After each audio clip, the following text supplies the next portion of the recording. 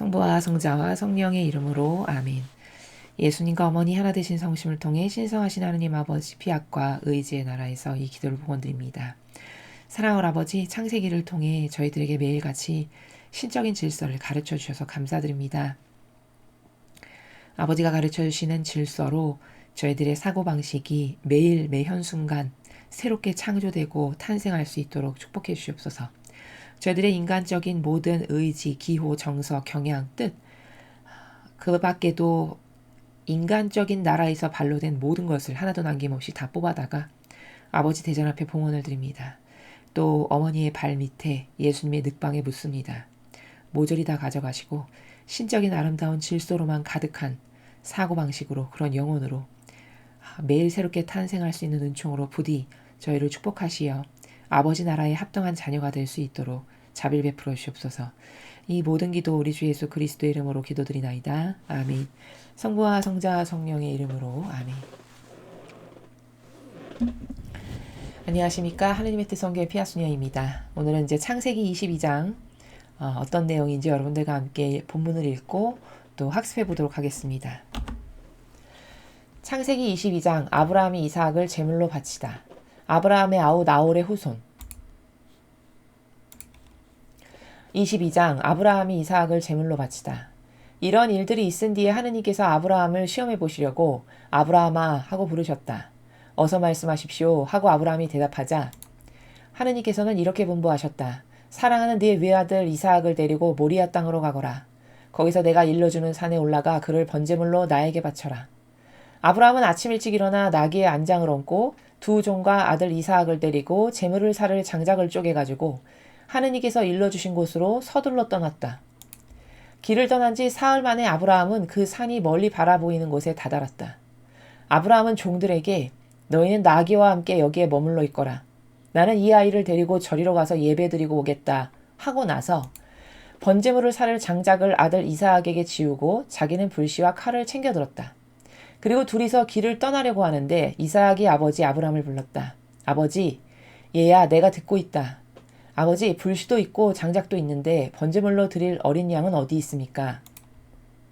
얘야, 번제물로 드릴 어린 양은 하느님께서 손수 마련하신단다. 말을 마치고 두 사람은 함께 길을 떠나 하느님께서 일러주신 곳에 이르렀다. 아브라함은 거기에 제단을 쌓고 장작을 얹어놓은 다음 아들 이삭을 묶어 제단 장작더미 위에 올려놓았다. 아브라함이 손에 칼을 잡고 아들을 막 찌르려고 할 때 주님의 천사가 하늘에서 큰 소리로 불렀다. 아브라함아, 아브라함아, 어서 말씀하십시오. 아브라함이 대답하자 주님의 천사가 이렇게 말하였다. 그 아이에게 손을 대지 말아라. 머리털 하나라도 상하게 하지 말아라. 나는 네가 얼마나 나를 공경하는지 알았다. 너는 하나밖에 없는 아들마저도 서슴지 않고 나에게 바쳤다. 아브라함이 이 말을 듣고 고개를 들어보니 뿔이 덤불에 걸려 허우적거리는 순양 한 마리가 눈에 띄었다. 아브라함은 곧 가서 그 순양을 잡아 아들 대신 번제물로 드렸다. 아브라함은 그곳을 야훼 이레라고 이름 붙였다. 그래서 오늘도 사람들은 주님께서 이 산에서 마련해 주신다 하고 말한다. 주님의 천사가 또다시 큰 소리로 아브라함에게 말하였다. 네가 네 아들, 네 외아들마저 서슴지 않고 바쳐 충성을 다하였으니 나는 나의 이름을 걸고 맹세한다. 이는 내 말이라 어김이 없다. 나는 너에게 더욱 복을 주어 네 자손이 하늘의 별과 바닷가의 모래같이 불어나게 하리라. 네 후손은 원수의 성문을 부수고 그 성을 점령할 것이다. 내가 이렇게 내 말을 들었기 때문에 세상 만민이 네 후손의 덕을 입을 것이다. 아브라함은 종들이 있는 곳으로 돌아와서 그들을 데리고 걸음을 재촉하여 브엘세바로 돌아갔다. 아브라함은 브엘세바에 눌러 살았다. 아브라함의 아우 나홀의 후손. 이런 일이 있은 지 얼마 뒤에 아브라함은 아우 나홀의 아내 밀가에게서 자식이 태어났다는 소식을 전해 듣게 되었다. 그들의 이름은 아래와 같다. 맏아들 우스, 그 밑에 부주와 크무엘이 있었는데 크무엘은 아람의 아버지다. 또 케셋, 하조, 빌다스, 이들락, 부두엘이 있었는데 부두엘에게서 리브가가 태어났다. 이렇게 밀가가 아브라함의 아후 나홀에게 낳아준 아들은 모두 8이었다. 나홀에게는 루마라는 소실이 있었는데 그에게서 테바, 가함, 다하스, 마아가가 태어났다. 주님의 말씀입니다. 하느님 감사합니다.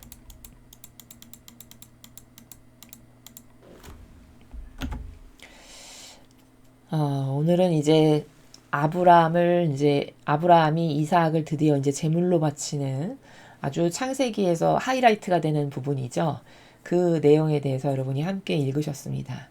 이 앞장의 21장의 내용은 뭐였냐면, 잠깐 복습하면 이삭이 태어나고 이제 이스마엘은 내쫓기는 그런 내용이었죠. 거기서 우리가 중요하게 봐야 될 관점은 어떤 거냐면, 이스마엘이 내쫓길 때 그 내쫓기는 상황이 사라가 주장을 해서 내쫓았죠. 사라가 저렇게 종에게서 난 저 아들을 내 몸에서 난 내 아들하고 같이 자라게 할 수는 없으니 저걸 내쫓아 주십시오. 이렇게 주장했습니다. 근데 이때 하느님 아버지께서 이걸 어떻게 받아들이시느냐가 중요한 거예요. 인간이 뭐 이걸 어떻게 생각하느냐, 이건 중요치가 않고요. 이때 하느님께서 이 상황을 어떻게 바라보시고 처리를 하시던가라는 거죠. 근데 하느님께서 아브라함에게 나타나셔가지고 사라의 말을 들어줘라, 이렇게 하셨어요. 그러면 도대체 하느님은 왜 사라의 말을 들어줘라 라고 하셨을까를 아는 게 핵심이죠. 그렇죠? 우리가 봤을 때 우리가 앞장에서도 많은 그 사라에 대한 혹은 아브라함에 대한 다양한 인물 분석을 했지만, 우리가 봤을 때 사람은 부족한 투성이었어요. 그렇죠? 심지어 하느님의 천사가 와가지고 내년 이맘때 봄이 되면 너에게서 사라가 아들을 낳아줄 거다, 이렇게 예언을 하는데도 숨어서 막 웃었고, 그렇죠? 그랬더니 네 아내 사라가 지금 웃고 있다. 근데 거기다 대고 또 정직하지 못하게 아닙니다, 안 웃었습니다, 또 시침이 떼고, 그러다가 더 혼나서 아니다, 넌 웃었다, 틀림없이 웃었다, 이런 말이나 듣고, 이런 반향밖에 할 줄 모르는 여자였거든요. 그러면 사람이 봤을 때는 참 부족하기 이를 데 없는, 반향도 저렇게 똑바로 하지도 못하고, 또 더 웃긴 건 뭐냐면 그 현실이 사실 그런 화근을 만든 건 본인이잖아요. 그렇죠? 그 아브라함이 나 자식을 낳아야 되겠어, 이렇게 한 게 아니죠. 본인이 자기가 더 이상 이런 고대 시대에는 이 집안의 가문의 대를 잇는 게 어떤 여인의 굉장히 중요한 의무고 책임인데 나는 걸 못하니 종을 몸을 빌어서라도 해야 되겠습니다, 이렇게 해가지고 본인이 종을 들여보낸 거잖아요. 본인이 그 화근을 만든 거죠. 그럼 이런 많은 경우에도 불구하고 아버지는 왜 사라의 청을 들어줘라 이렇게 하셨냐는 거죠.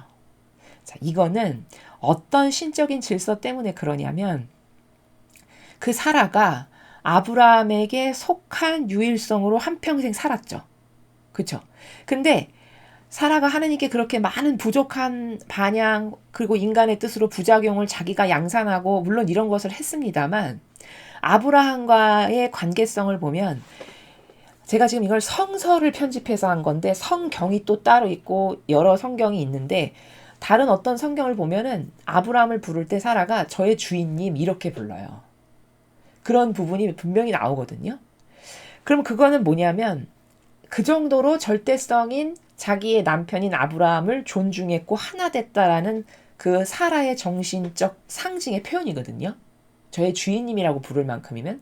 요즘 세상에 아마 부인한테 저의 주인님이라고 남편에게 부르라고 하면 아마 데모가 일어날 겁니다. 아마 그 여성 인권단체 이런 데서는 다 들고 일어날 거예요. 그렇죠? 요즘은 이런 세상이죠. 근데 이 시대는 그렇게 살았어요. 여성이 속한 자로서의 위치에서 살았단 말이죠, 사라가. 그 아버지가 그걸 다 보셨겠죠, 일거수일투족을.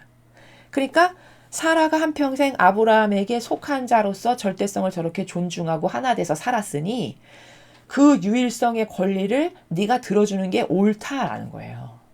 그래서 사라가 저 종의 자식을 내보내시오, 나 저 아이하고 내 아이는 절대 같이 못 키웁니다 할 때 그의 말을 들어주라라고 하느님이 대변을 하십니다.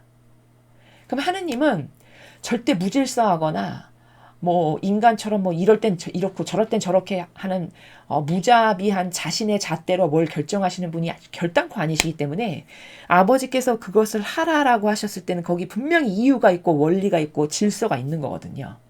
그럼 그 질서를 알아야 우리가 똑바른 질서 가운데 살아갈 수 있죠. 그건 왜냐? 올바르게 속하고 유일성이 하나 되고 살아갔을 때는 그에게 절대성과 유일성 각자에게 50대 50의 권리가 있다라고 보시는 거예요. 그러니까 그 유일성이 뭘 주장할 때 그건 그의 권리니까 그의 권리를 너는 반영해야 된다. 이런 말씀이거든요. 이해되셨죠? 그럼 유일성은 이때 어떤 걸 알아야 될까요? 내가 유일성이라고 하는 절대성이 아무리 부족해도 유일성이라고 하는 내 위치에서 벗어나서 살면 이런 어떤 내가 뭔가를 주장할 때 하느님은 반감 가지시겠죠. 그렇죠? 아니 본인은 질서에서 벗어나서 자기 멋대로 한평생 막 살았으면서 자기 권리는 막 주장해. 그럼 그게 가당한가요? 가당치 않죠. 그걸 합당하지 않다라고 보시는 눈에 나는 일을 유일성들이 자기가 살아가야 될 질서를 몰라서 그 길을 자기가 걸어가고 있는 거거든요. 이해되시죠? 그러니까 지난 시간의 내용 중에서 가장 중요한 건 유일성은 유일성이 살아가야 될, 즉 속하고 하나 되는 게 유일성에 마땅한 의무고 도리인데 그 자리에서 벗어나면 본인이 감히 무엇을 주장하거나 뭘 논해서 나의 이런 권리를 나도 찾겠습니다 할 그런 명분이 사라지게 된다. 그걸 자기가 살아가는 거다라는 거. 하느님은 그거를 보신다라는 점이고요. 그래서 말대로 쫓아냈음에도 불구하고 아버지는 쫓겨낸 이스마엘과 하갈도 잘 돌보셔서 너도 큰 민족이 되게 하셨다는데 진짜 그렇게 큰 민족이 되게끔 돌보시거든요. 그럼 그건 또 무슨 원리일까? 어떤 질서일까? 그거는 아브라함에게 어쨌든 속한 자죠. 인간의 뜻 부작용으로 생겨났지만 어쨌든 아브라함에게 속한 자로서 태어난 거잖아요. 그 아이가.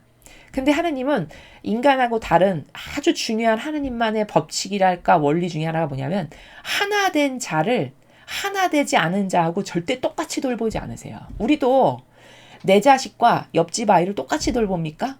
그렇지 않죠. 당연히 내 자식을 더 사랑으로 극진히 돌보고 하는 건 그건 잘못된 게 아니라 지극히 당연한 거예요. 왜? 나랑 하나 된 관계니까. 그럼 옆집 아이에게는 그럼 막달고 함부로 해야 된단 말이냐? 그 말이 아니라 옆집 아이에게 줄 사랑과 나와 하나 된 내 자식에게 줄 사랑은 그 사랑의 종류가 달라야 돼요. 내 자식에게 줄 사랑은 나와 하나 된 자로서 올바르게 하느님께 반영할 수 있도록 그가 또 이 세상을 살아가는 데 있어서 하느님을 저버리지 않고 자기가 하느님의 자식이라는 걸 똑바로 깨닫고 살아갈 수 있게끔 잘 이끌어주는 그런 역할을 내가 충실히 해야 되는 거고 옆집에는 존중을 하면 되는 거예요. 존중해야 될 경계와 하나 된 사람에게 줘야 될 사랑의 경계는 엄연히 다르죠. 그렇죠? 이렇게 다른 거거든요. 마찬가지로 이스마엘도 아브라함의 자식이니까 아브라함에게 속한 하나 된 자다라고 보셔서 아브라함을 봐서 그들을 돌보시는 이런 아버지의 완벽한 신적인 질서를 알 수 있어요. 고로 누가 하느님 마음에 딱 들죠. 그러면 일단 들기까지의 과정이 어려워서 그렇지 여기 아브라함도 보면 하느님의 눈에 들기까지 수많은 시험이 있고 아버지는 계약도 한 번에 맺지 않으시고 두고 계속 보시죠.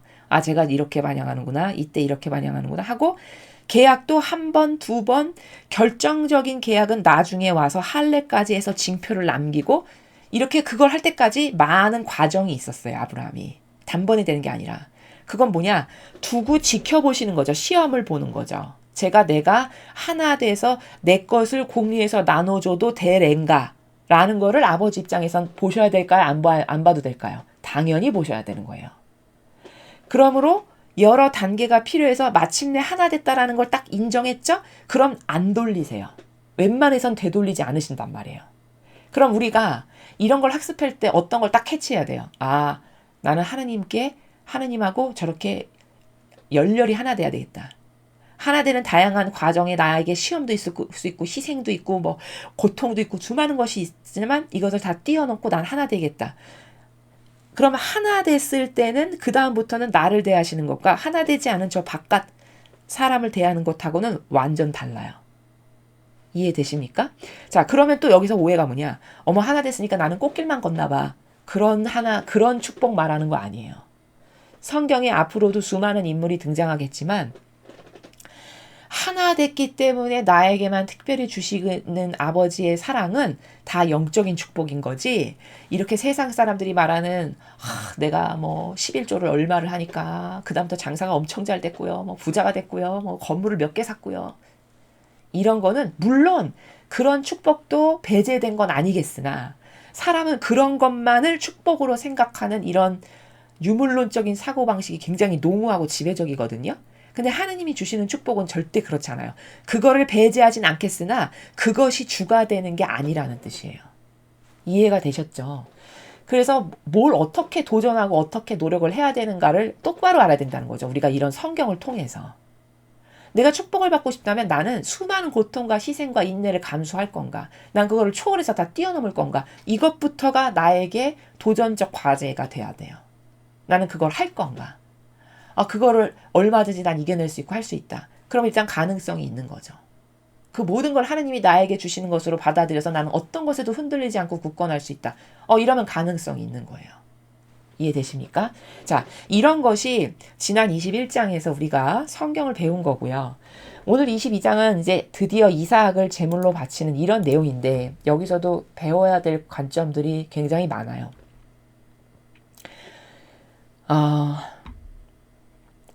먼저 우리가 여기서 봐야 될 거는 뭐냐면 지금 오늘 이삭을 데려다가 산제물로 바치는, 죽이는 그런 내용이잖아요. 그러면 우리가 그냥 영적인 거 아무것도 모르고 인간적으로 이 챕터를 딱 읽으면 무슨 생각이 드냐? 가장 먼저 드는 인간적인 생각은 뭔가요? 하느님의 시험은 참 무시무시하구나. 어렵구나. 그리고 두 번째로 드는 생각. 아브라함은 참 대단하다. 끝. 이게 다죠. 여기서는 그런 것을 보는 게 아니고요. 우리가 여기서 봐야 될 건 뭐냐. 자, 먼저 도대체 하느님은 아브라함에게 왜 자식을 바쳐라라고 하는 이런 시험을 하셨을까요? 아브라함을 그렇게 사랑하시고 그렇게 예뻐라 하시고 내가 너의 민족을 그냥 모래알처럼 많게 해주겠다 뭐 이런 많은 은총을 베풀 영혼인데 왜 저렇게 어려운 것만을 시키고 허들을 넘게 하고 오늘은 급기야 100살이 돼서 낳은 하나 자기 목숨보다도 더 소중할 거 아니겠습니까? 이삭이? 아브라함이 봤을 때 이삭이 얼마나 예쁘겠습니까? 자기는 손이 없는 줄 알았는데 100살에 태어난 아이인데 얼마나 귀엽고 예쁘겠어요. 그렇죠? 우리가 입장을 바꿔서 생각한다면. 근데 그걸 제물로 바치래요. 그럼 여러분 같으면 여러분이 저 입장이면 저때 어떤 반향을 할 것 같습니까? 아마 모르긴 몰라도 대다수 사람은 여기다가 이유나 토를 붙일 거예요. 하느님 차라리 저를 잡아가시면 안 될까요? 제물로. 아마 많은 부모님들 그러시지 않을까 제 생각에. 혹은 그러면 열흘만이라도 더 있다가 하면 안 될까요? 뭐 이런 나라라든가 뭐 기타 등등이 있겠죠. 그렇죠? 근데 여기서 아브라함이 참 우수하다는 거는 참 많은 장면에서 우수하다는 걸 우리가 앞에서도 학습을 했지만 아브라함이 남하고 다르게 은총을 받아서 우수하다라고 보여지는 양질의 속성은 이런 상황인데도 여기에 이런 방구 말 한마디가 없어요. 하느님께 이유를 묻는. 그럼 아브라함이 이삭을 사랑 안 해서냐? 절대 그럴 리가 없겠죠. 그렇죠? 절대 그럴 리가 없습니다. 아브라함이 이삭을 얼마나 사랑했냐면 이 이후에 나오는 이야기지만 함부로 장가도 아무에게나 드리지 않았어요. 이후에 여자를 뽑는데. 아무 지방에서 아무 처녀하고나 들지 못하게 했다고요. 왜 그렇게 했을까요? 아주 각별한 사랑으로 그 아들을 키운 거죠. 그렇죠? 그런 아들을 바치라고 했는데 요만큼도 이유를 붙이는 나라가 없다는 이게 아브라함의 우수성이에요. 남하고는 정말 특징적으로 다른. 그럼 나에게도 그런 시험이 올 때 나는 저렇게 토 하나 달지 않고 순종으로 할 수 있을까를 돌아봐야 된다는 거죠. 우리는. 자, 그리고 지금 하느님은 아브라함 때문에 어떤 위로를 받으셨냐면요. 오늘 이 사건을 통해서 하느님은 아브라함 때문에 지금까지 인간에게 수많이 상처받으신 것을 다 받으셨어요. 이 사람 한 명 때문에. 어떤 상처? 이 이전에 앞에 인류가 하느님께 그냥 변덕스럽고 역겨운 짓만 하고 앞에 동성애로 망한 그 도시도 있었잖아요. 심지어 소돔과 고모라 그런 역겨운 짓이나 하고 자기가 어떤 거룩한 존재로 태어났는지도 모르는 역겨운 짓이나 하고 하느님을 하느님으로 똑바로 공경하는 사람도 없고 이런 그리고 배반과 배신은 뭐 밥 먹듯이 하고 바벨탑을 그냥 높이 쌓아 올려가지고 야 우리가 신이 돼보자 이런 짓을 하지 않나. 그 수많은 일련의 사건들을 통해서 얼마나 많이 상처를 받으셨을까요? 우리는 자식이 하나 뭐 요만큼만 섭섭하게 해도 그게 두고두고 안 잊혀지잖아요. 그렇죠? 근데 하나님은 그 자식 하나인가요? 그 수많은 하느님이 이 세상에 탄생하게끔 한 그 수많은 영혼들이 한 명이 하느님께 모욕을 드렸을까요? 그렇지 않겠죠. 소돔과 고모라 도시 하나만 봐도 기절할 노릇입니다. 도시를 다 없애버릴 만큼이에요. 거기 의인 10명이 없어서. 그럼 얼마나 악으로 들끓었을 시대인지 여러분 아시겠죠. 지금 그런 시대에 이 아브라함이라고 하는 영혼은 그렇게 모든 사람이 자기 본분의 위치도 모르고 자기를 왜 만들었는지 창조 목적도 모르고 마치 동물처럼 살아가는데 아브라함이라고 하는 영혼은 이유도 토도 달지 않고 그저 아버지가 뭘 원하시면 다 내놔 자기 걸. 그것도 억지로 내놓냐? 그냥 기꺼이 순종하는 마음으로 다 원래 아버지 것이지. 그럼 이 자녀가 얼마나 예쁠까요? 여러분 이렇게 추상해 보세요. 여러분에게 자식이 있는데 자식이 많이 있는데 그 많은 자식이 다 머리가 커지면 어떻죠? 자식의 대다수는 자기가 좀 부모보다도 많이 배웠고 대학 나왔고 똑똑하고 잘났다라고 해서 나이 든 부모님 깔보거나 틀리 딱딱이라고 무시하거나 하대하거나 그렇지 않아도 말로는 그렇게 깔보지 않아도 마음속으로는 은근히 은연중에 깔보는 하대하는 이런 나라 이런 거 다 사람 느끼거든요. 그런 무시나 천대나 받으면서 살아가는데 어떤 자식 하나가 여러분이 부탁만 하고 요구만 하면 다 순종으로 얼굴 하나 찌푸리지 않고 예 웃으면서 이렇게 만약에 한다. 그럼 그 자식이 얼마나 예쁠까요? 뭐 감히 상상할 수 없을 만큼 그냥 그 아이한테 다 물려주고 싶죠. 하느님도 똑같으세요. 아브라함이 그런 반향을 오늘 한 거예요. 여기서. 아주 정점을 딱 찍은 거죠. 소위 말해서.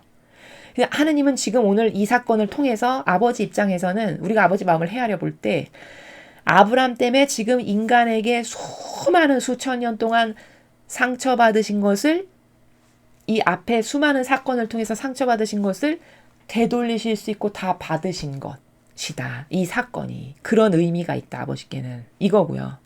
그 다음에 두 번째 우리가 이 사건에서 봐야 될 건 사람은 가치를 어디서 알 수 있냐면요. 저 사람의 수준이라고 해야 될까요? 어떤 임계질량, 저 사람이 가지고 있는 역량이라고 하죠. 세상 사람들의 단어 표현은 역량, 수준, 뭐 임계질량, 저 사람이 어떤 사람인가? 이런 걸 볼 때 하느님은 반드시 시험을 해보세요.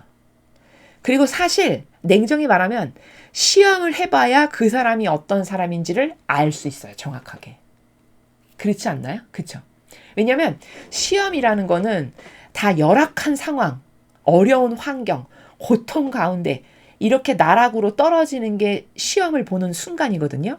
그러면 그 사람의 역겨운 그 기질이 그 가장 바닥을 칠 때, 가장 어려울 때, 곤궁할 때, 힘들 때 그 본성이 그때서나 드러나요. 이렇게 좋을 때 너도 좋고 나도 좋지 하하호호 되면서 뭐 만족할 만한 게 있고 누릴 게 있고 먹을 게 있고 등 따시고 이러면 그 사람의 본성 그 밑바닥의 기질이라고 하죠. 그걸 끌어내서 알아볼 수는 없어요. 그러나 어렵고 열악하고 바닥을 칠 수밖에 없고 고통으로 찌들고 이런 처지로 내몰죠. 그럼 그때 있을 때 그 사람의 진짜 모습이 그때서나 드러나요. 이해가 되시죠? 하느님은 그때 드러나는 그걸 진짜라고 보시는 거예요. 너무 맞는 거죠. 나머지는 다 표양과 제스처로 속이니까. 그쵸? 처신의 나라로. 그건 절대 진짜라고 볼 수 없는 거죠. 그러니까 지금 아브라함도 이미 지지난 시간에 할례를 받아가지고 이제 계약이 완성된 거거든요. 하나 됐다라고 보시는 거거든요. 근데 하나 됐다라고 계약까지 하셨는데 오늘 이 시험을 통해서 아버지는 야 너는 완성 방점을 딱 찍으시는 이제 그런 이 계기가 되는 사건이거든요. 근데 이런 시험을 하지 않죠. 그럼 아브라함의 밑바닥을 빼볼 수가 없어요. 어떤 사람인지. 그래서 아버지는 극치로 내모시는 거예요.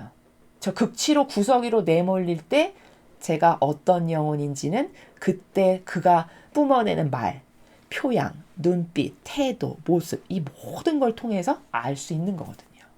하느님의 시험은 그러하다. 그래서 아버지는 반드시 시험을 해봐야 그 사람이 어떤 사람인지 알 수 있기 때문에 반드시 시험을 하신다. 뭘 주시기 전에는. 자, 이 원리 알 수 있고요. 그 다음에 이제 사랑이라는 것에 대해서 좀 생각해 볼 필요 있는데 제가 아까 서두에 사랑은 내 자식을 사랑하는 것과 옆집 아이를 사랑하는 건 엄연히 다르다. 그건 잘못된 게 아니라 지극히 정상이에요. 사랑은 다양한 경계가 있어요.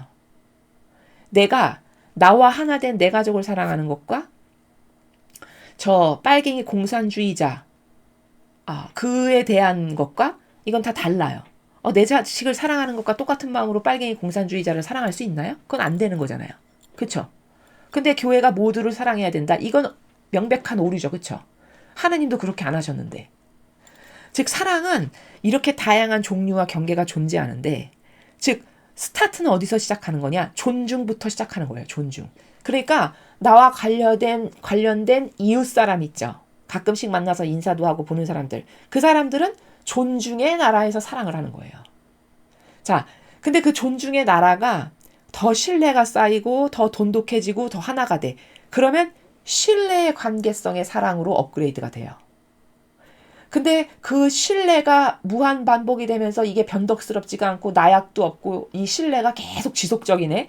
그럼 이제 그건 어떻게 되는 거냐? 그건 하나 되는 사랑으로 발전해 나가는 거거든요. 그러니까 아버지는 이런 시험을 왜 하는 거냐?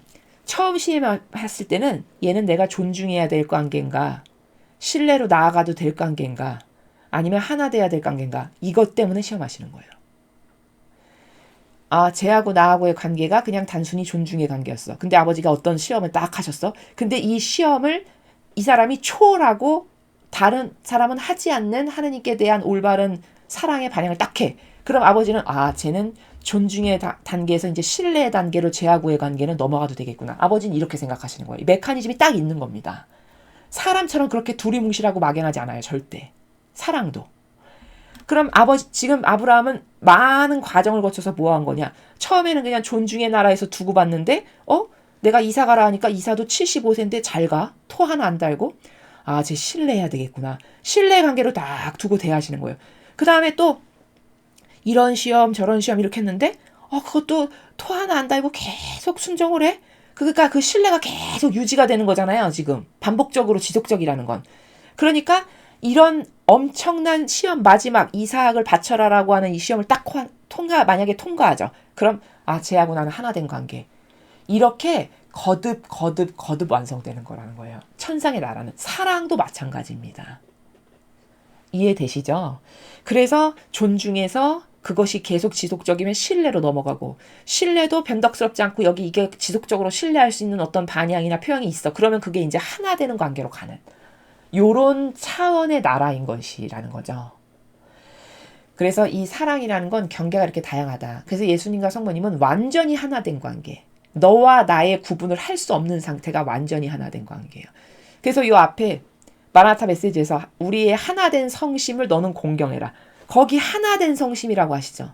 그 하나가 용해돼서 저 사람이 나인지 내가 저 사람인지 구분할 수 없을 만큼 하나 된 걸 하나 된 성심이라고 말씀하시는 거예요. 이 정도의 수준에까지의 사랑의 단계는 다양하다라는 거죠. 이해되셨죠? 자, 요런 거 하나 살펴볼 수 있고. 자, 그 다음에 이제 하느님은 그래서 아브라함의 사랑이 이렇게 나에 대한 쟤의 마음이 존중인지 신뢰인지 쟤를 이제 완전히 나의 것으로 받아들여서 하나 되는 관계를 해도 되는 것인지를 확인하시려고 이런 시험을 하신 거다라는 거. 그 다음에 그런 시험을 했는데 아브라함의 반향이 지금 보통 사람으로는 이런 반향을 절대 못해요. 보통 사람은 다 여기다가 이유 달고 토 달고 아니면 아예 무시하고 안 해버리거나 다양한 반향이 나올 수밖에 없거든요. 근데 아브라함은 초월한 반향을 해요. 인간적인 수준에서는 인간적인 상식의 나라에서는 할 수 없는 초월한 반향을 합니다. 뛰어넘은 거죠. 다시 말해서. 그렇게 초월한 반향을 하니까 완벽한 통과가 된 거예요. 오늘 이걸 통해서. 이해되셨죠? 여기 아브라함이 주석을 붙였거나 이유를 달거나 토를 달거나 변명을 하거나 이랬으면 이거 오늘 실패. 이 시험 실패예요. 그럼 아브라함하고 하나 된 관계 아버지는 구현 안 하세요. 이해되십니까? 이런 메커니즘 나라에서 아버지는 우리를 대하시고 시험도 하시는 거다. 이런 것이 우리들의 사고방식 안에 기저에 있어야 된다는 것이고요. 그래서 만약에 이제 어떤 영혼이 이런 다양한 아버지의 시험에 그때 통과했고 또 통과하고 또 통과하고 계속 통과하는데 이 사람이 변덕도 없고 지속적이고 항구해. 그럼 이건 완전 양질이죠. 그래서 완벽하게 합격점을 찍었어. 그러면 아버지는 그때 사랑을 무한정 부으세요. 그게 누구냐? 그게 성모님이고 예수님이세요. 이해되십니까? 근데 여러분 생각해 보세요. 사랑을 무한정 쏟아 부으셨는데 거기 꽃길만 있나요? 절대 그렇지가 않죠. 다 가시밭길, 돌밭길만 가셨어요. 그래서 제가 아까 말씀드렸죠. 서두에. 사람은 이런 거 통과해서 하느님이 무한한 이제 난 통과됐어. 무한한 축복을 주시겠지. 거기서도 또 착각하면 안 되는 게 그 무한한 축복이 인간은 유물론적인 것에만 필 꽂혀서 생각한다는 거예요. 그러면 그걸 완전히 배제한 거냐? 그 말도 아니에요. 다윗을 보면 그렇잖아요. 거긴 유물론적인 축복이 동반됐죠. 그렇죠? 왕이 됐고 왕이면 물질이며 재력이며 뭐 자기가 못 가진 게 뭐가 있겠습니까? 그렇죠? 그러니까 그것도 배제한 건 아니겠으나 그것만으로 한정해서 생각하면 오해가 또 생긴다는 거예요. 예수님과 성모님의 케이스를 보면 그렇지가 않잖아요. 그렇죠? 그러니까 이런 이상한 그거 누가 그렇다라고 말한 것도 아닌데 내가 가지고 있는 이상한 기호정서 경향으로 생긴 오해거든요. 그러니까 축복이라는 건 절대 그런 게 아니다. 이런 거를 우리가 이해할 필요가 또 있죠. 자, 그래서 이제 이런 내용을 오늘 여기서 발견해야 되는데 좀 하나하나 살펴보면 이런 일들이 있은 뒤에 하느님께서 아브라함을 시험해 보시려고 자 여기 아예 시험해 보시려고가 등장하잖아요. 문구에 그렇죠? 아버지는 시험하시려고 의지가 쟤를 한번 시험해서 이제는 하나 되는 관계성을 쟤하고 나하고 구축해도 될까? 라고 아예 의지를 시험해 보시려고 다가간 게 여기 드러나는 거예요. 아브라함아 하고 부르셨다. 어서 말씀하십시오. 하고 아브라함이 대답하자 하느님께서는 이렇게 분부하셨다. 사랑하는 네 외아들 이삭을 데리고 모리아 땅으로 가거라. 거기에서 내가 일러주는 산에 올라가 그를 번제물로 나에게 바쳐라. 자, 명령이 떨어졌죠. 하느님의 허들이 딱 하나 이렇게 세워졌어요. 그때 3절에 보니까 아브라함은 아침 일찍 일어나 나귀의 안장을 얹고 자 이렇게 말씀하셨는데 이 사이에 어떤 아브라함의 이것에 반하는 표양이 전혀 등장하지 않죠. 아무것도 없이 깔끔하고 깨끗하죠. 이게 아브라함의 위대성이고 우수성이에요. 그냥 말 떨어졌는데 바로 아침에 일찍 일어나가지고 나귀의 안장 얹고 두 종 불러 깨우고 이삭 데리고 재물을 살 장작까지 나귀에다 싣고 이제 모리아산으로 가는 거예요. 그것도 아침 일찍이 더 핵심이에요. 그것도 민기적 어떡하나 저렇게 하라고 그러는데 안 할 수도 없고 이게 아니고 아침 일찍 말씀 떨어졌는데 떨어지자마자 득달같이 이 뜻이에요. 그럼 이런 거 하나 우리가 봤을 때 이런 거 별거 아니고 작은 걸로 보이잖아요. 하나님은 이런 작은 것만 보세요. 이런 작은 것을 통해서 그 영혼의 질이 판가름이 나거든요. 제가 내 말을 어떻게 받아들여서 어떻게 수행하는가는 이런 작은 행동 하나에 다 드러나서 알 수 있죠. 그렇죠? 자, 이렇게 해서 갔습니다. 길을 떠난 지 사흘 만에 아브라함은 그 산이 멀리 바라보이는 곳에 다다랐다. 자, 얼마나 멀면 사흘이나 걸려서 가야 돼요. 아침에 길을 떠나는데 그것도. 그런데 아브라함은 종들에게 너희는 나귀와 함께 여기 머물러 있거라. 나는 이 아이를 데리고 저리로 가서 예배드리고 오겠다 하고 나서 여기 보세요. 지금 얼마나 마음이 착잡하겠어요. 자식을 살라 바치러 가는 건데 기쁨의 길이 아니잖아요. 근데 이 와중에도 아브라함에게는 어떤 게 있냐면 품위가 있어요. 품위. 여기 보니까 종들에게 뭔가 말을 하긴 해야 될 거 아니에요. 그 아들 살라 바치는데 종까지 데려가서 살라 바치는 광경을 보게 할 수는 없지 않습니까? 그러니까 점잖게 너희는 나귀와 함께 여기 머물러 있거라. 나는 이 아이를 데리고 저리로 가서 예배 드리고 오겠다. 그냥 예배 드리고 오마. 이 말만 하고 종들이 따라오지 못하게끔 여기 있게끔 하는 이 슬기를 보세요. 그리고 여기 품위가 드러나죠. 아브라함이 어떤 사람인가. 이런 품위를 우리가 볼 수 있고요. 번제물을 사를 장작을 아들 이삭에게 지우고 자긴 불씨와 칼을 챙겨 들었다. 자, 아들한테는 자 이거 장작 들어라 하고 자기는 불시하고 칼을 들었어요. 그리고 둘이서 길을 떠나려고 하는데 이삭이 아버지 아브라함을 불렀다. 아버지, 얘야 내가 듣고 있다. 아버지, 불시도 있고 장작도 있는데 번제물로 드릴 어린 양은 어디 있습니까? 7절을 잘 보세요. 자, 여기 참 뉘앙스가 기가 막힌데 지금 이삭이 아버지 불렀어요. 왜 불렀을까요? 지금 이삭이 눈치챘을까요? 못 챘을까요? 눈치챘다고 봐야 돼요. 장작을 지우고 걸어오라고 할 만큼이면 나이가 그래도 좀 먹었죠. 말귀도 못 알아듣는 어린아이는 아니잖아요. 이삭에게 장작을 들고 가라고 할 만큼이면. 자, 그 정도 됐으면 얘가 느끼는 거예요. 왜 우리도 촉이라는 게 있죠, 사람이. 영감에 저거는 이럴 것 같은데? 우리 이런 게 있잖아요. 이삭에게도 그런 게 있는 거죠. 그러니까 아버지 하고 부르는데 이 부르는 게 심상치 않은 게 얘야 내가 듣고 있다. 자, 듣고 있으니 말하렴 이런 뜻이죠. 물어보는 게 기가 막혀요. 이삭이가 똑똑하다는 걸 여기 알 수 있는 게 불시도 있고 장작도 있는데 번제물로 드릴 어린 양은 어디 있습니까? 아버지는 지금 제단에 제사 지내고 제물 바치러 가는데 왜 제물로 바칠 양이나 염소는 없지? 이 생각을 스스로 하는 거죠. 그러면서 뭔가 싸한 걸 느끼는 거죠. 지금 본인이. 그러니까 물어보는 거예요. 이상하니까. 안 이상하면 궁금증을 안 갖겠죠. 그럼 저렇게 느낀다는 건 뭐예요? 뭔가 싸하게 기운이 이상하다는 걸 자기가 이미 촉으로 아는 거죠. 이게 뉘앙스의 나라예요. 즉 이삭이라는 아이는 은총으로 태어났어요. 하느님의 은총으로.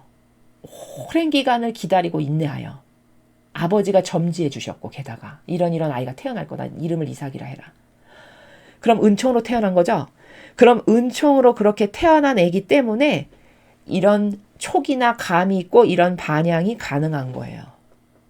이해되십니까? 이렇게 느끼는 것까지도 저 어린아이가. 여기서 우리가 이걸 캐치할 수 있고요. 똑똑한 거예요. 그러니까. 근데 이제 문제는 얘야 번제물로 드릴 어린 양은 하느님께서 손수 마련하신단다. 이렇게 답변을 해요. 아버지가. 말을 마치고 두 사람은 함께 길을 떠나 하느님께서 일러주신 곳에 이르렀다. 자 보세요. 이삭이가 번제물로 바칠 양은 어디 있습니까? 하니까 얘야 번제물로 드릴 양은 하느님께서 마련하신단다. 이 답변도 얼마나 지혜롭나요?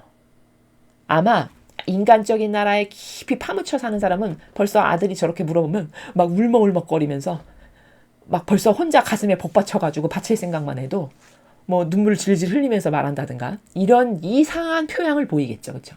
근데 아브라함은 덤덤하게 번제물로 드릴 양은 하느님께서 손수 마련하신단다. 이렇게 말을 해요.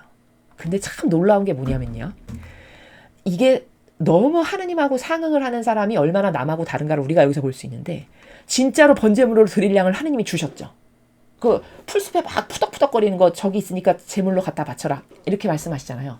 근데 마치 알고 있는 사람처럼 진짜 그렇게 말해요. 번제물로 드릴 양은 하느님께서 손수 마련하신단다. 근데 아브라함이 말한 대로 진짜 그렇게 됐어요.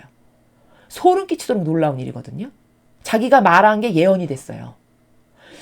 이런 건 어떻게 가능한 걸까? 아브라함이 저걸 알고 말한 걸까? 내가 가면 거기에 양이 걸려 있을 거야. 그런 게 아니죠. 순전히 은총으로만 할 수 있어요. 저런 말은. 저런 예언은.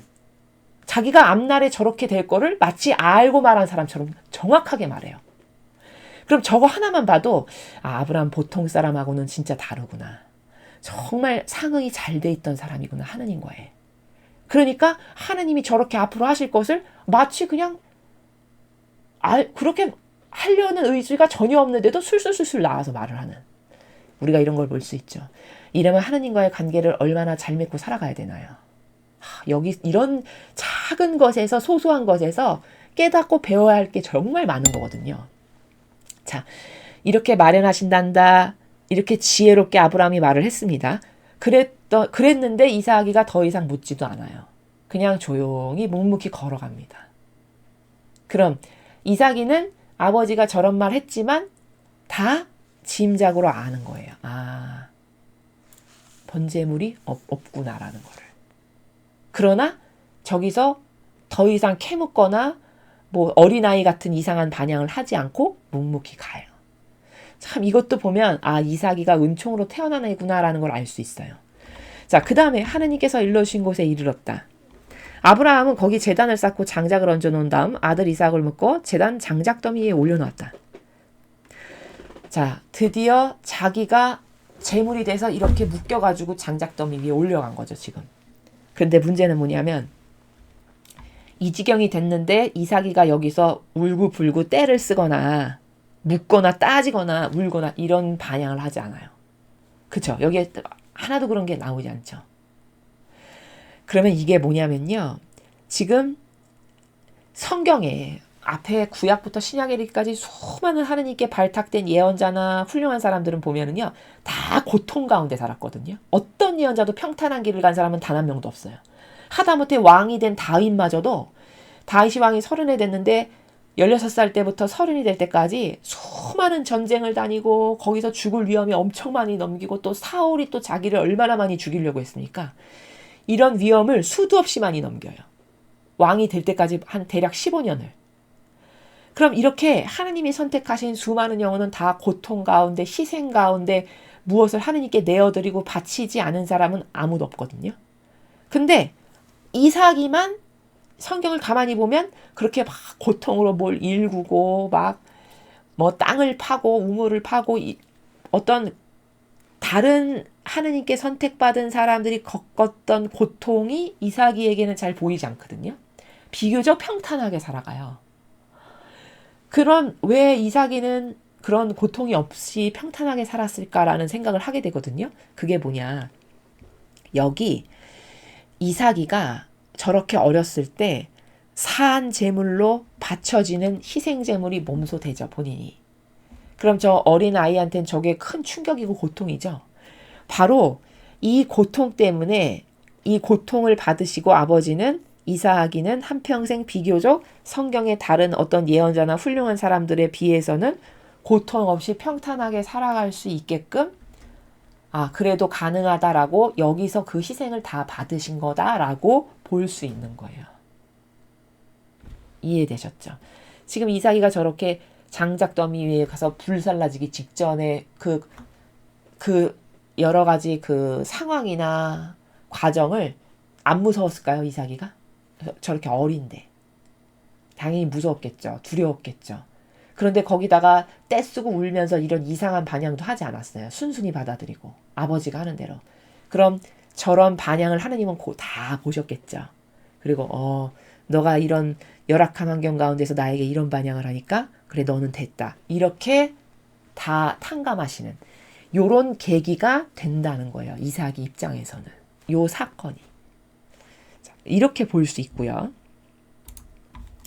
아브라함이 손에 칼을 잡고 아들을 막 찌르려고 할 때, 자 이제 높이 칼을 잡고 찌르려기 직전인데 주님의 천사가 하늘에서 큰 소리로 불렀다. 아브라함아, 아브라함아, 어서 말씀하십시오. 아브라함이 대답하자 주님의 천사가 이렇게 말하였다. 그 아이에게 손을 대지 말아라. 머리털 하나라도 상하게 하지 말아라. 나는 네가 얼마나 나를 공경하는지 알았다. 너는 하나밖에 없는 아들마저도 서슴치 않고 나에게 바쳤다. 지금 이 시험에서 아브라함은 통과됐음을 천사를 통해서 지금 통과됐다라는 것을 보고 받는 거예요. 너는 통과다. 하느님 아버지의 시험에 너는 통과됐어. 이 말씀을 지금 듣는 거거든요. 그리고 아브라함이 이 순간에 하느님께 엄청난 위로의 선물을 드린 거죠. 수많은 인간이 배신하고 하느님께 모욕이나 드리고 역겹게 그지없게 동물처럼 살고 본연의 자기 위치나 질서가 뭔지도 모르고 온갖 나쁘고 악한 행위는 다 하고 이러고 살았는데 아브라함 하나를 보니까 10명의 자식이 있는데 그 또렷또렷하고 똑똑해가지고 게다가 부모로 너무 존경하고 존중하고 사랑하는 아이가 하나 있어. 그럼 걔 보면서 내가 쟤 봐서 참는다. 이럴 수 있죠, 우리도. 지금 아버지께 그런 선물을 드린 거죠. 아브라함이 이 말을 듣고 고개를 들어보니 뿔이 덤불에 걸려 허우적거리는 순양 한 마리가 눈에 띄었다. 아브라함은 곧 가서 그 순양을 잡아 아들 대신 번제물로 드렸다. 자, 자기가 말한 그대로 됐죠. 자기가 말한 게 예언이 됐죠. 아까 주님이 마련하신단다 했잖아요. 진짜 주님이 마련하셨죠. 놀랍다는 거예요. 이런 게. 아브라함은 그곳을 야훼 이레라고 이름 붙였다. 그래서 오늘도 사람들은 주님께서 이 산에서 마련해 주신다 하고 말한다. 주님의 천사가 또다시 큰 소리로 아브라함에게 말하였다. 네가 네 아들, 네 외아들마저 서슴지 않고 바쳐 충성을 다하였으니 나는 나의 이름을 걸고 맹세한다. 이는 내 말이라 어김이 없다. 나는 너에게 더욱 복을 주어. 자, 더욱 복을 주어. 내가 너에게 신뢰의 관계로 살아있는데 난 이제 널 하나된 관계로 받아들이마. 이런 뉘앙스예요. 이런 말씀이. 네 자손이 하늘의 별과 바닷가에 모래같이 불어나게 하리라. 네 후손은 원수의 성문을 부수고 그 성을 점령할 것이다. 이 말씀이 그대로 이루어졌습니다. 자, 후손이 원수의 성문을 부수고 성을 점령할 것이다. 누굽니까? 예수님이시잖아요. 원수의 성문을 부수고 성을 점령하는 자가 누구예요? 예수 그리스도 왕. 그분 한 분뿐이시잖아요. 진짜 그렇게 됐잖아요. 그렇죠? 네가 이렇게 내 말을 들었기 때문에 세상 만민이 네 후손의 덕을 입을 것이다. 아브라함은 종들이 있는 곳으로 돌아와서 이제 내려온 거죠. 산에서. 그들을 데리고 걸음을 재촉하여 브엘세바로 돌아왔다. 아브라함은 브엘세바에 눌러 살았다. 자, 여기까지가 이제 1단락이 된 겁니다. 그 다음에 다음 단락은 아브라함의 아우 나홀의 후손. 아니, 여태까지 이삭이 얘기를 하다가 갑자기 뜬금없이 아브라함의 아후 나홀에 대해서 지금 이야기를 하거든요. 그러던 그 나홀이 아들을 뭐 누구를 낳고 지금 이런 거를 말씀하세요. 이게 도대체 무슨 연관이 있어서 아브라함의 아우 나홀의 후손을 갑자기 여기 와서 말씀하실까? 이런 궁금증 가질 수 있거든요. 자, 이게 뭐냐면 아브라함이 사랑하는 더 많은 범주의 가족. 그럼 나홀이 아브라함의 동생이잖아요. 그럼 내 동생이니까 사랑하는 가족 관계죠.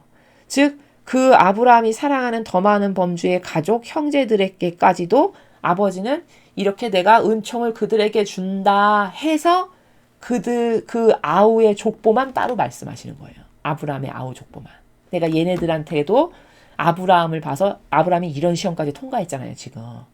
그러니까 이런 시험까지 통과했으니까 아브라함 주변에 아브라함과 하나 된 아브라함이 사랑하고 걱정하는 그 동생이나 가족 형제들까지도 범주를 넓혀서 주시는 축복을 아브라함 때문에 요런 은총까지 요런 허들까지도 넘었으니까 그래서 아후 나홀에 대해서 지금 언급을 하시는 거다. 이렇게 보는 게 맞다는 거죠. 이런 일이 있은 지 얼마 뒤에 아브라함은 아우 나홀의 아내 밀가에게서 자식이 태어났다는 소식을 전해 듣게 됐다. 그들의 이름은 아래와 같다. 맏아들 우스, 그 밑에 부주와 크무엘이 있었는데 크무엘은 아람의 아버지다. 또 케셋, 하조, 빌다스, 이들락, 부두엘이 있었는데 부두엘에게서 리브가가 태어났다. 이렇게 밀가가 아브라함의 아우 나홀에게 낳아준 아들은 모두 8이었다. 자, 아브라함의 아우 나홀에게 자식이 8명의 아들이 있었네요. 나홀에게는 르우마라는 소실이 있었는데 자, 소실도 또 하나 있었나 봐요. 그에게서 테바, 가함, 다하스, 마아가가 태어났다. 이렇게 말씀을 지금 끝맺고 계세요. 그래서 요거는 갑자기 이렇게 나홀이 뜬금없이 등장한 거는 지금 아브라함이 시험을 통과해가지고 하나님은 너무 기쁘세요. 너무 흡족하고 만족하시거든요. 그러다 보니까 아브라함이 사랑하는 범주를 조금 더 넓혀서 그 동생까지도 이렇게 돌보고 내가 얘네들한테도 축복하마라고 하신 아버지의 의지가 지금 반영돼서 여기에서 특별히 이 부분이 언급되고 있는 거다. 이렇게 보는 게 영적인 관점으로 옳다라는 겁니다. 자, 그래서 오늘 아브라함이 이삭을 제물로 바치다 라고 하는 이 부분에게서 우리가 아까 서두에 제가 어떤 것들을 발견해야 되는지 말씀드렸죠. 하느님은 반드시 영혼을 시험하신다. 뭘 주시기 전에. 그래야 그 사람이 본질적으로 어떤 속성을 가지고 있는 사람인지는 그때 드러나기 때문에 그렇다. 그리고 그 축복이라는 것은 사랑의 관점에서 봤을 때는 존중의 단계였다가 존중이 좀 돈독해지면 신뢰로 넘어가고 신뢰가 또 돈독하고 유지가 되면 하나됨으로 넘어가는 이런 단계성이 있는 거다. 그 단계성에 맞게끔 하느님은 시험도 하시고 주시기도 하시고 이렇게 하신다라는 거. 그 다음에 그 사랑이 얘가 나하고의 사랑 관계가 어느 정도인가를 확인하려고 이런 시험이 아브라함에게 있었던 거다. 이렇게 보는 게 맞고, 그리고 아브라함이 오늘의 이 시험에서 완전히 인간적인 것은 다 아무것도 영향력을 끼치지 못하고 오로지 아버지의 뜻에만 똑바로 반영하는 초월한 반영을 하니까 완벽하게 통과가 돼서, 그래서 하느님이 기쁘시고 만족스러우시다 보니까 그 나홀에게까지, 나홀에게 뭐 누가 있고 누가 있었는데 그들에게도 내가 이렇게 축복을 하마라고 하는 그 나라에서 후미에 이렇게 말씀을 하신 거다 라는 것을 우리가 알 수 있다라는 겁니다. 자, 오늘 배운 이 내용을 가지고 우리가 여태까지 가지고 있던 우리의 이상한 맞지 않는 인간적 관점들, 이런 것을 하나하나 대청소를 해야 되겠죠.